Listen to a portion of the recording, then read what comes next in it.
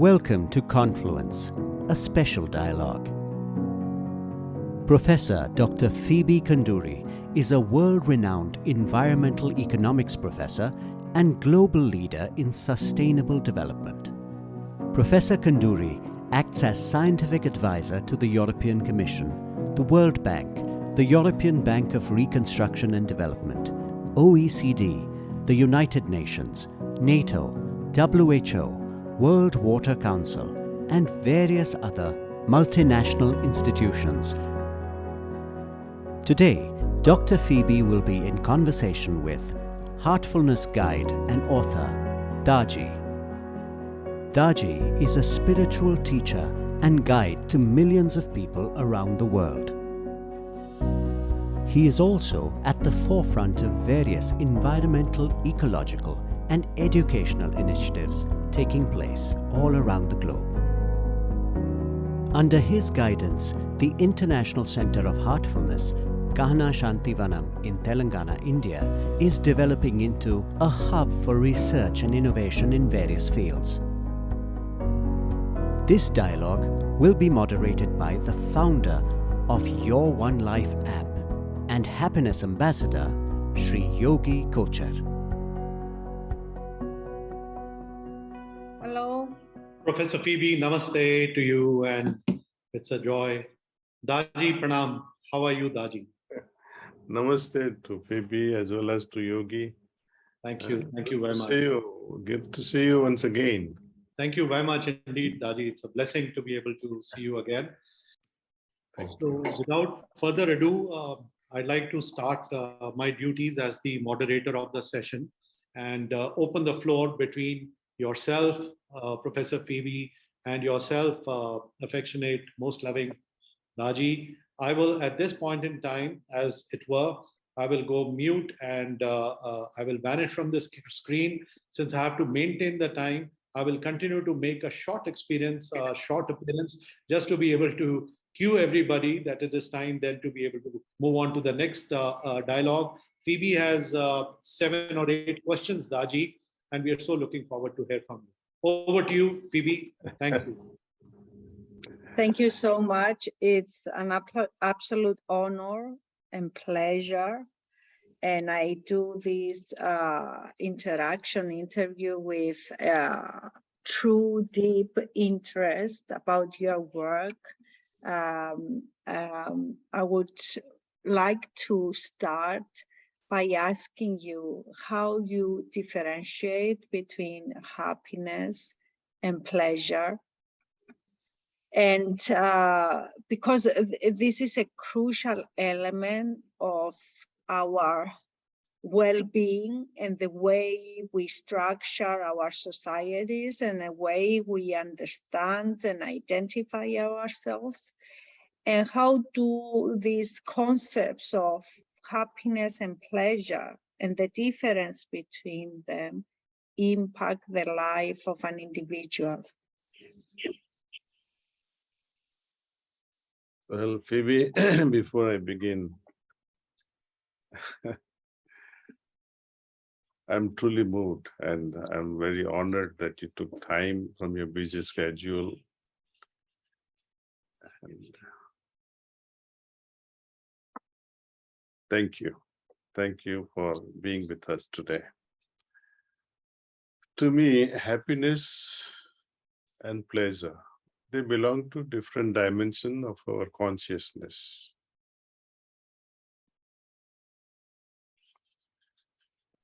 Pleasure, it is at a bodily level. It is sensual. It can become emotional at some point. That gives emotional satisfaction too. But after every encounter of pleasure, there is inevitable negative arising out of it, almost all the time.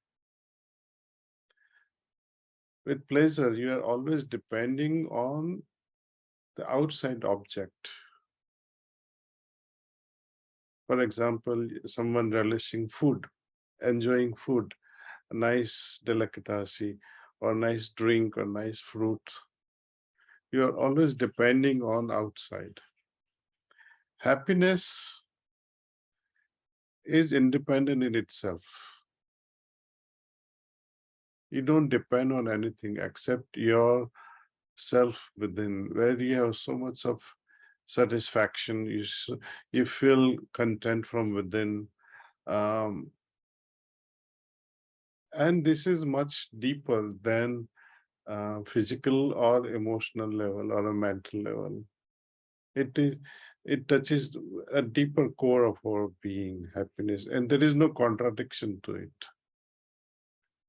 Once you are happy in a true sense, there is no negative thing that follows afterward.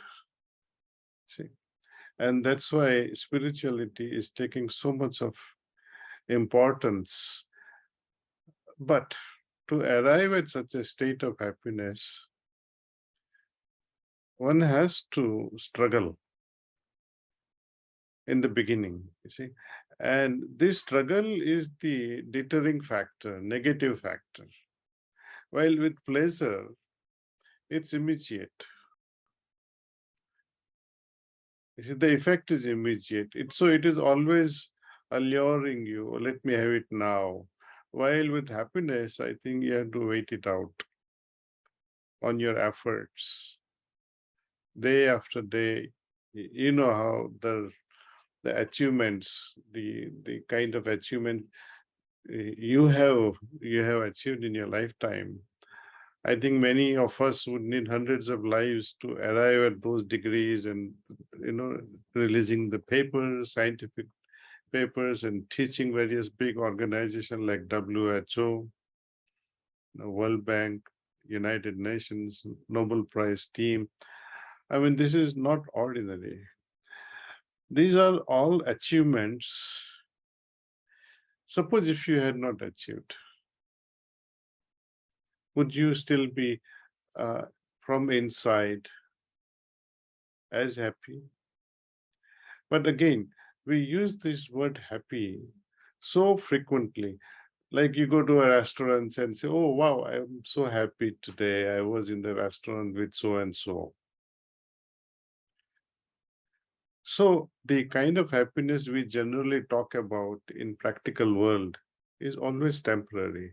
Spirituality says, look for something having which later on you do not have any lack.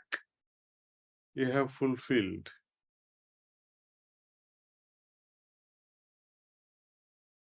So when governments talk about happiness, they're providing the basic requirements, basic needs of people. And they think that, oh, in Africa, for example, or in India, when the villagers don't have drinking water, right? And you provide them drinking water directly reaching to their homes. To them, there's a big thing. When you don't have food on the table and you get a food, it's a big thing for them. They rejoice all this. But for a wealthy nation, all these things are taken for granted. It is there. Yet, happiness is eluding.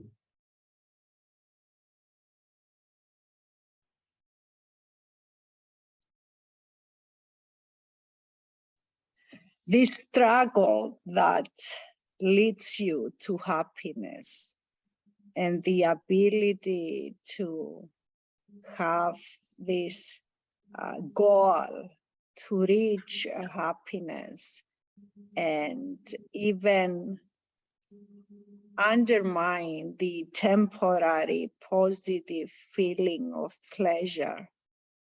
It's really a big, difficult struggle, but it also presupposes that you can define the goal of happiness.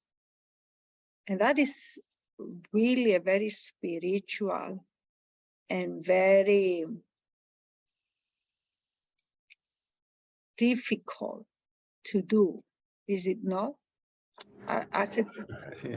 It's very practical proposition you're posing.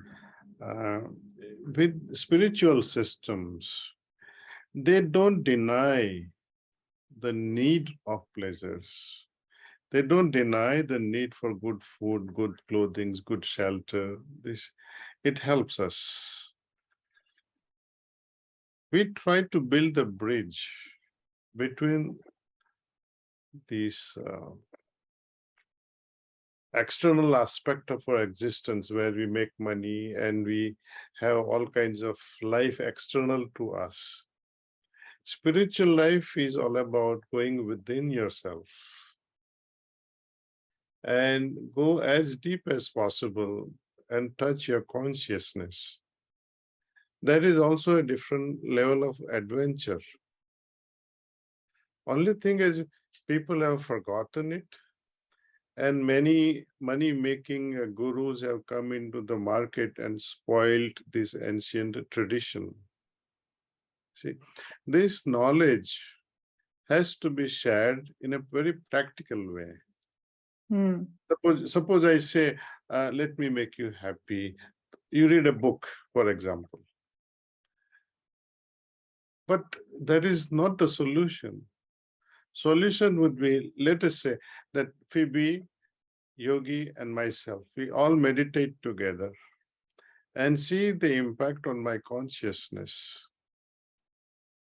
Right? And if you are happy with that, what will happen next is, okay, I have attained some level of consciousness in my meditation, first time.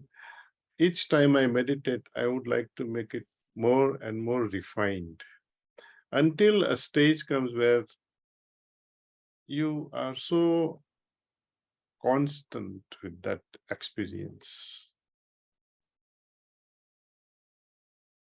It becomes your second nature. Your second nature, but don't you need to be taught how you meditate early on in your life? For example, in our European culture, let's say, we are not taught that.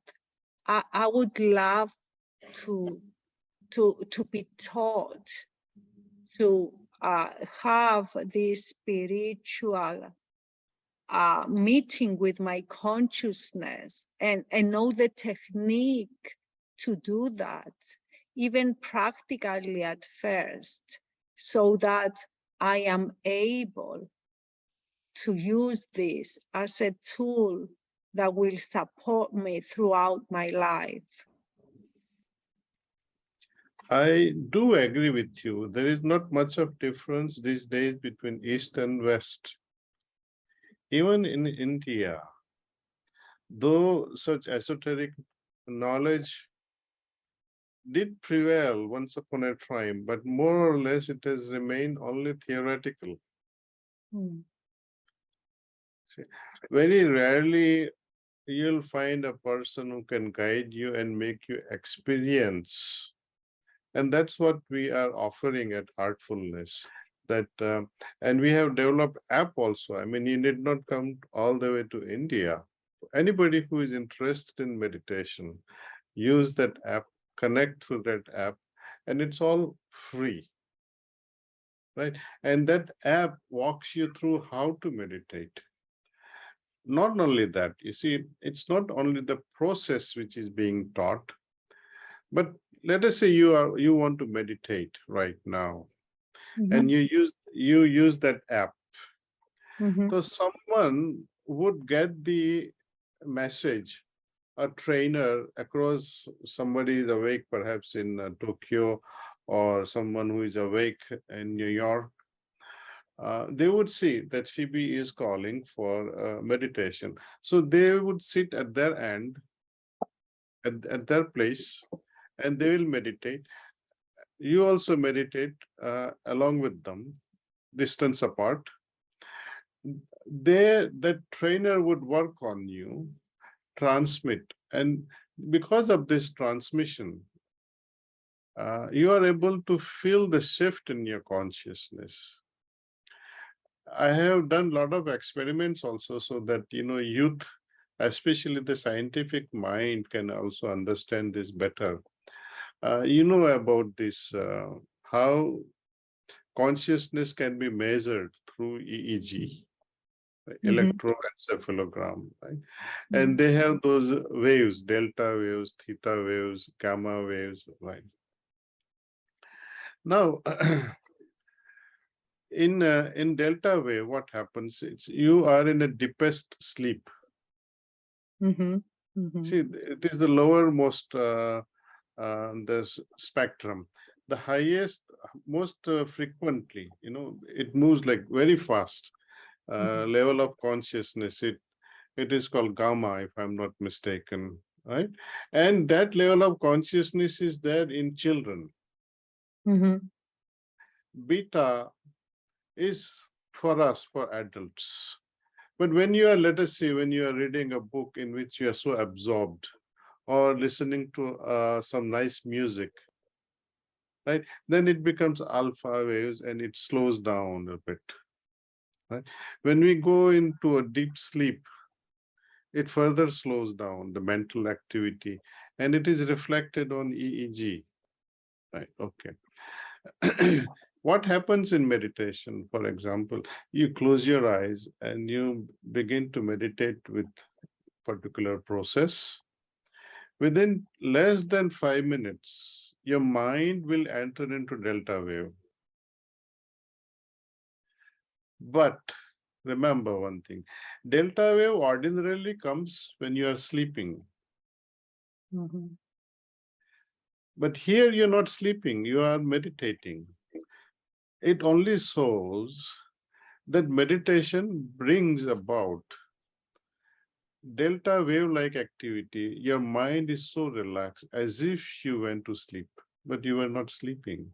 So it relaxes your body so much and shifts your consciousness altogether. And that is because of transmission. If one meditates without transmission, and if one meditates with transmission, you will be able to see these two differences, that one will be always in the alpha mode. Mind will be so super active, hyperactive mind. But when transmission is given, it just sinks in and it slows down and you remain absorbed in yourself. You're almost touching the core of your being. You feel so peaceful at that time. In sleep, we don't enjoy in sleep that peacefulness because you're gone. Yeah. But with this meditation, you are able to enjoy every little move in your consciousness. As you go deeper and deeper, because you're not becoming unconscious, you're able to enjoy that peace and calmness. Amazing. Yes. And extremely helpful that it's offered through an app to the whole of the world, basically, and it can potentially have such an impact on the life of each and every person. It's really something to be noted and identified as special, and we are thankful for this offering. I've read the book titled The Heartfulness Way, and your account with Joshua Pollock, the pianist. Yes. And I'm told that the 7 notes of Indian music originated in the Vedic age in India over 10,000 years ago. So can music be a precursor to medication, or the entire medication itself? Is that possible? Is something that you are using? Well. We use music to carry subliminal messages. Like you are listening, when we make children listen to certain subliminal music, along with the music they enjoy, for example, they have this flute and the flute music that children enjoy we insert the subliminal music into it, which is not audible, but it works on the midbrain. And because of this, and there are many other exercises where we use to create, building a bridge between the right brain and left brain. You see, as we age, we remain polarized more and more. We remain fixated with our thoughts and ideas, habits, and nerves that we use continuously, they get strengthened. And the nerves that we don't use, they are wiped out. With this technique, for example, when my left brain is affected, my right side of the body will be affected. If my left brain is affected, I mean, right side of the brain is affected, my left part of the body will be affected, right? We call paralysis halfway through. Something happens in my right brain, left part of the body is affected. So when I use this hand with exercise, it strengthens my right brain. When I do this one, exercise or do anything, play music with this, but when there is coordination between the two, there will be coordination between right and left. And there is balance. And we teach these exercises to children below 15 years of age. And because of that, they are able to do extraordinary things. You got to only see to believe it. These things are amazing. What children are able to do is they close their eyes. You can put a mask over their eyes and they can read. You can give them a paper. You can write whatever you like. You can fold it. They'll put their hands like this and they would read what you have written. Right. Similarly, some of them, they can, just to create their interest more and more, they're able to solve the cubics, the puzzles. Yeah. They can, little children will identify colors. They'll say, oh, mommy, I see this color or that color with closed eyes. And this is the power of music. Yeah. I also understand that you are so busy with implementing 17 SDGs, right? Yes. And all these SDGs, water pollution, air pollution, land pollution, all kinds of things, education matters. Now, the caregiver of all these things or the regulators of all these things, at the same time, the people who are causing these pollutions, what is the root cause of it? It's greed, perhaps. Why would somebody let out the toxic air or gas into air or toxic effluents into water rivers? Right? Its main part is greed, money aspect of it. And if the roots of all these pollutions and iniquities, they lie hidden in the mind of people. And if we can somehow regulate the mind, if we can remove the thought pollution, it can remove other pollutions. Yes, it's great. Definitely is great. But also some part of it is low awareness of the true capacity of the planet to regenerate, regulate itself. The assimilative capacity of the planet has been overestimated by many. So it's partly little knowledge and partly greed. Correct. And if we are able to give knowledge, but also what you said better than I could ever say it. Depollute the minds of people towards a way of being that respects the other people in the society, that respects nature, and at the same time does not limit development in terms of providing better conditions for living, food, education, shelter, protection from natural catastrophes, protection and ending wars and all that. That would be optimal. And I agree that it is crucial to have to work with the inner consciousness of people at the same time that you are giving them knowledge and analytical capacity to discover additional knowledge and additional deeper understanding of the world around them and the way nature and people interact and the way people make decisions and all that. So I agree.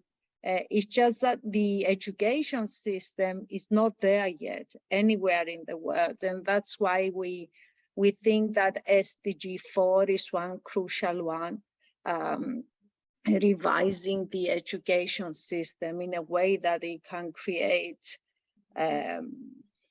citizens that are happy, but happy as you define them, not just pleased, but happy with a connection with their inner consciousness. So yes, I am. I agree with all you say, and talking to you, it's really a valuable experience. I have also read a lot about yogi transmission in the book.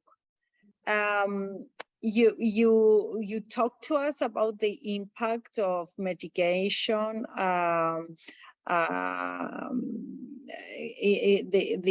the impact of transmission on one's meditation and life.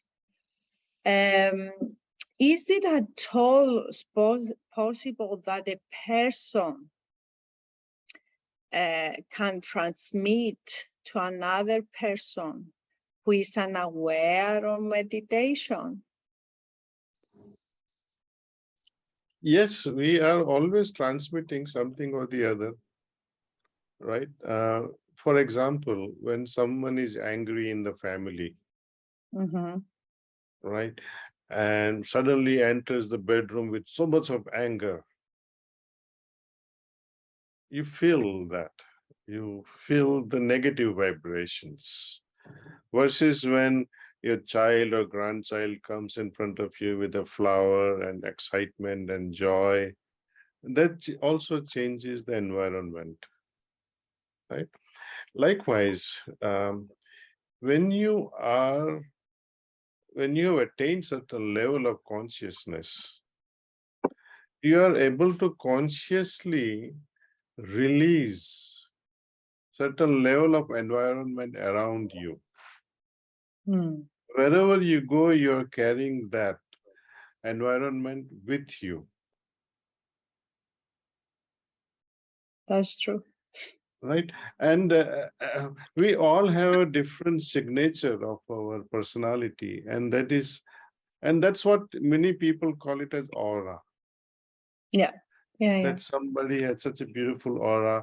Somebody said, oh, I like to sit with this person, even when this person does not speak, I'm fine. I just like to sit with this person. So these are all automatic transmissions, which is happening with everyone. But with meditation, it is done with intention. For example, when a girl comes to me, she's 20-year-old or 21-year-old girl. She fell in love with someone. And she said, Daaji, I am torn apart because my boyfriend doesn't love me anymore. He's seeing some other girl. I'm just giving you a small example, day-to-day Yeah, example. What do I do? So I don't talk much. I say, let's sit and meditate. So I close my eyes, she would close her eyes, and I would just transmit with a lot of love and remove that sadness that has gripped her heart. I would just remove it just like that. It is like somebody has put a hand in your heart and removed the garbage from it. And you'll feel very light after that. See? So this is the best way I can explain to you. Uh, but the transmission has many other, I would say, other way of understanding. Let us say, um, we have a body. Right? Mhm. For nourishing my body, I eat right food, balanced diet Mhm. with vitamins and minerals, and I look after my body at a physical level. What about the mind? For mind, I interact people with professors, with university people. I read, I contemplate, I think deeply over the various topics, experiment also. So this is how our mind is enriched through interaction, either inner or outer. To enrich my spirit, my soul, what can enrich my soul? Love. Love is definitely one. And that's what you have said. Transmission, in other words, is divine love, is love from God. And it asks us for nothing in return. It does its work and that's it. So that is a transmission. It Yes. nourishes our spirit, love. How lucky though are those few people that have these transmissions towards them. There are many people that live their lives without feeling the protection, the support, the the net, the safety net of this love. How can we expand this safety net? If Well, we are here, I think that's why we need you. People who are in a position who can make a difference. Daaji, I also have a duty towards all the listeners and viewers who are going to be witnessing this wonderful conversation that you're having with Professor Phoebe. And Phoebe, I also have a duty towards the viewers, etc. So, in the interest of time, I'm very happy for this interview to continue beyond an hour. That is, if you have the time, Phoebe. But if not, I think I suggest that we move on to the next question. People would be very excited to read through all your questions and hear Daji's views on some of the other questions that you have. yes, of course. So you have spoken and written a lot about consciousness and its evolution.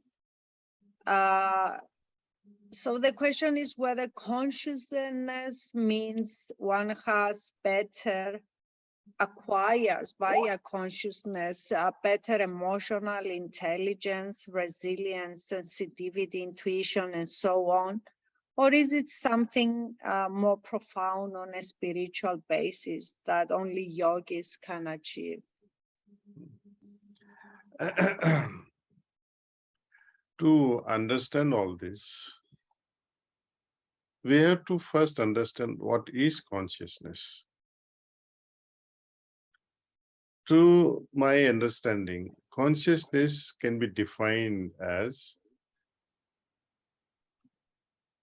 degree of awareness. That also means to what extent I am unaware. Right? So it's It's a whole combination. And what is it? What is consciousness made up of? And is it everything? So to understand this, let us see if the purpose of my life is to help my consciousness to evolve, then I have to understand its subparts, things that makes consciousness. What is it made up of? Mind, intellect, and ego. So when the consciousness is evolving, mind will also evolve, intellect will also evolve, and ego will also transform. So now we have to understand the role of all this. What is mind? What is intellect? What is ego? The present function, and what becomes of them when they are completely evolved. And all these three things, mind, intellect, and ego, they are refined during the process of meditation. Give you one example of mind. The function of the mind is to think. Yes. Right. What happens in meditation is when we begin meditation with an idea of divine presence in our heart, it's already there, but it is just an idea. It's a thought. It's thinking. Mm-hmm. But when I move into my deeper level of consciousness through this transmission, I begin to feel the presence. You see the difference? Earlier, I was thinking that it's present in my heart. Later, it becomes something very special that I'm now feeling the presence of divine in my heart. So you're shifting from thinking to feeling. Okay. Likewise, intellect, as it grows, evolves, the function of the intellect is to intellectualize, develop intelligence. But eventually, through meditation, when you reach your superconscious state, you are able to intuit. Intuition becomes very powerful then. And further, you become wisdom personified after some time. Mm-hmm. See, intellect becomes intelligence to intuition to wisdom. What becomes of ego? Ego also gets refined. You become better and better person. Let me give you a classical example that you as Phoebe representing so many, institutions. When a person like me also says the same thing, I represent UNESCO, I represent so, and I'm a member of this Nobel Prize committee. It will be wrong on my part to say, because I am not that. It is too egoistic, the worst part of it. But for you to say, is it egoistic? No. It is not egoistic because it's a fact. It is as it is. If you are a musician and you play a beautiful violin, and you say, "Why I played violin," there is no ego about it. Okay. Mm-hmm. When you are playing in an orchestra and you had a performance and people are, they're on their toes and they're clapping you for hours together. Right? The next day you have to play it again. Would you be happy with the same performance you had yesterday? No. Yourself, Probably you want a bit more. Yeah, you want to do better, right? exactly. Yes. Right. So now you're using the ego to become better. Mm. Right? Mm. But to say that there is nobody better than me in entire Greece or entire Europe who can play better violin than myself, that's arrogance. Yes. So the ego has many faces. Yes. When when we meditate, we also see, we witness the role of ego in ourselves. And slowly we refine ourselves and we become more aware. I give you a small example, the role of consciousness. Suppose I am with my wife in my bedroom,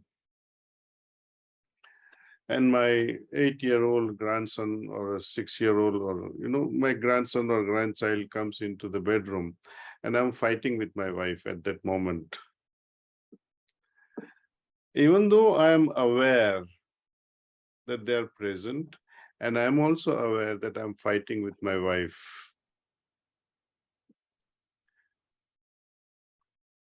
what should be the action with my consciousness?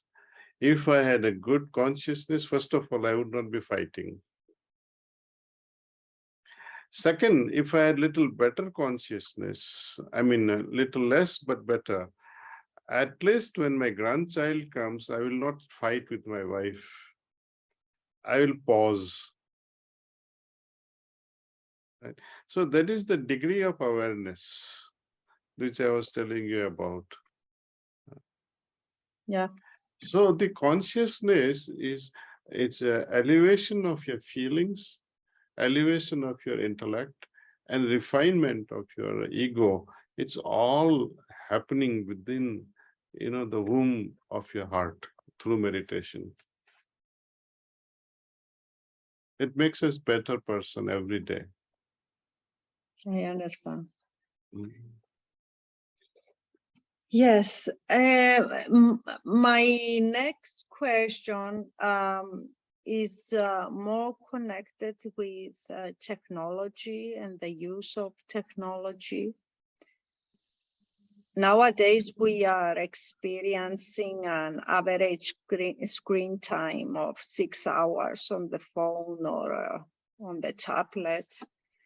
And this creates very short attention spans and very mixed and fast in their rotation emotions, because we experience so many different information coming to us.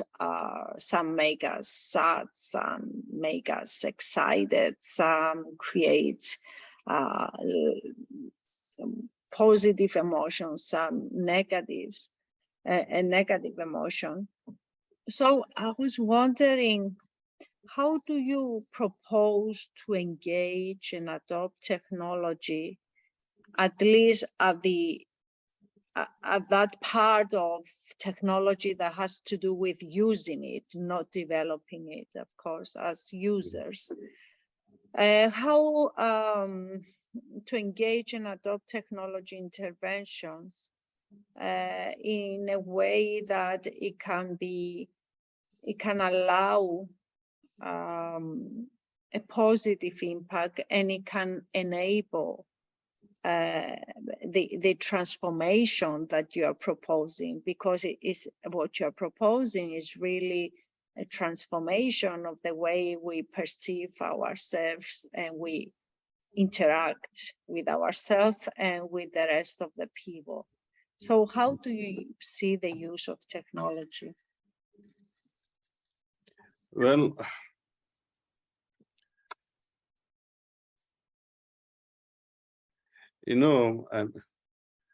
when you have pain, when you are playing a sports and you get hurt, often they give you some ointments to rub on, something like Bangay or Iodax or things like that.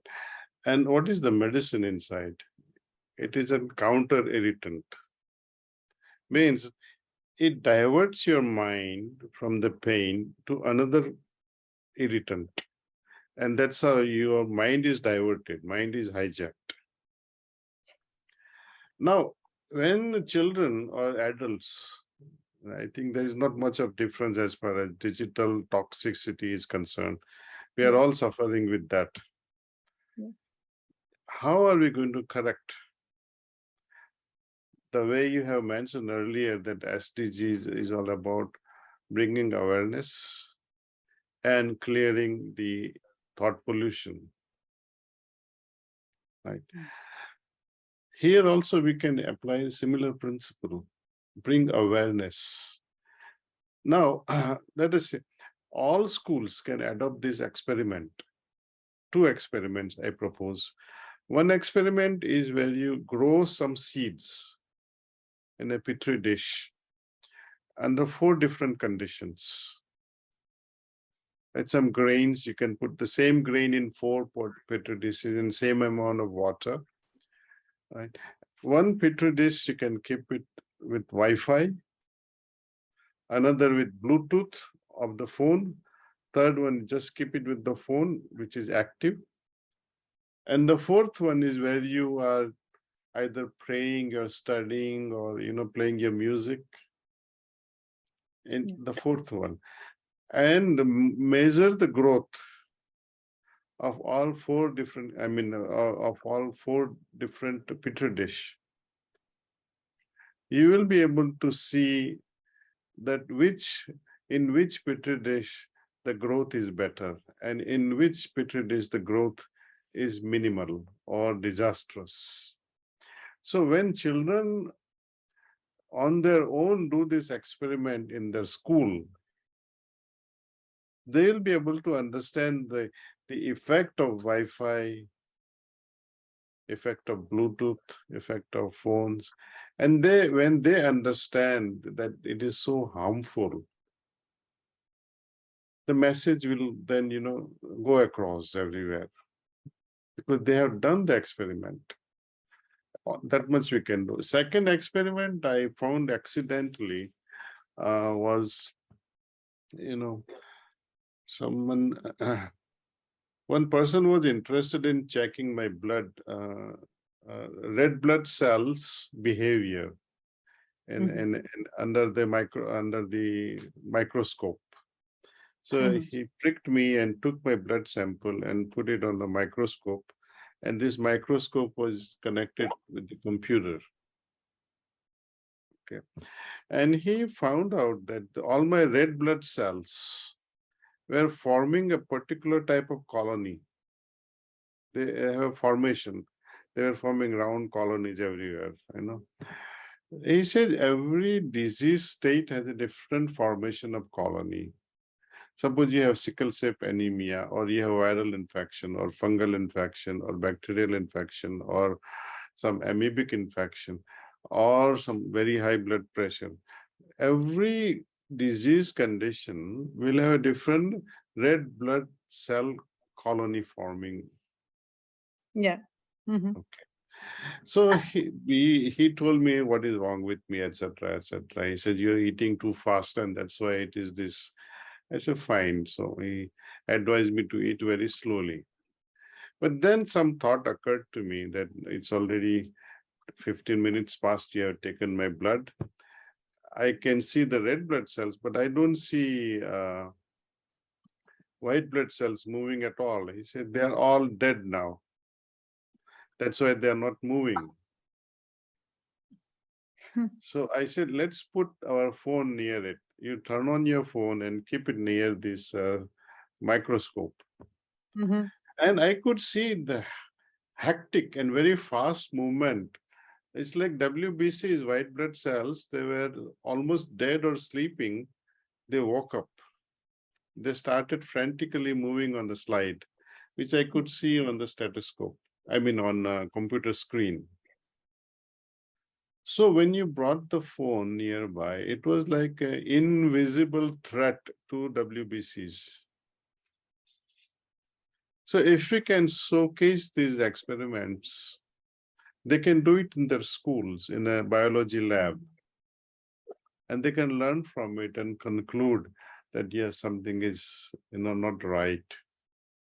So we can develop many such experiments to so children are convinced, and then adults will be convinced also later on.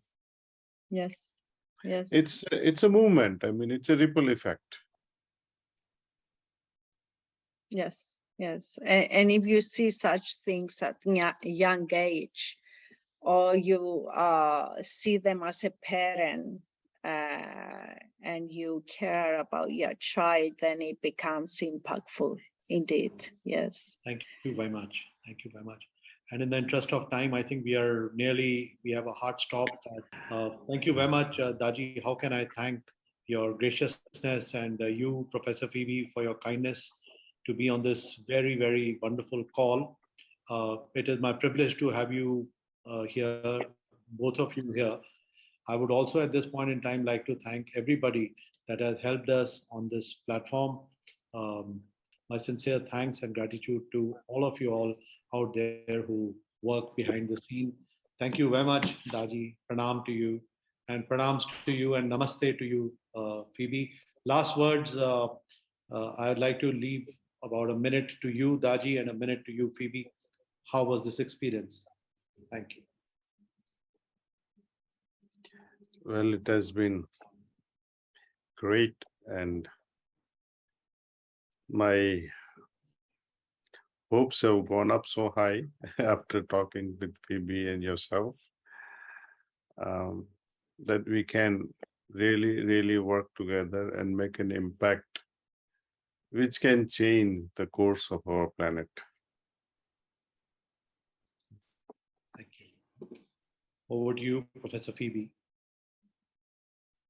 Well, the inner search of happiness is such a noble goal, and it can transform people towards becoming species that are not self-destructing.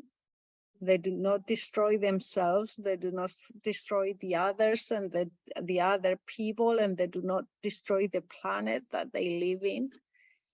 So it would just be amazing if we could be taught practically how to do that, and we can engage in a trial in doing that. And if this is really what could save us and the people around us and the ecosystem around us, this could be a major big revelation, a major big transformation for our society. And possibly this is the deeper need represented in the deeper framework, the deeper goal of all religions. And it's also a deep need of humans, but we are still, up to now, we have failed, most of the people, not all, to identify this goal and find a way to work towards this goal. So this is very inspiring. My sincere thanks to you, Professor Phoebe. Thank you very much, and pranams to you again. Daaji, namaskar. Thank you.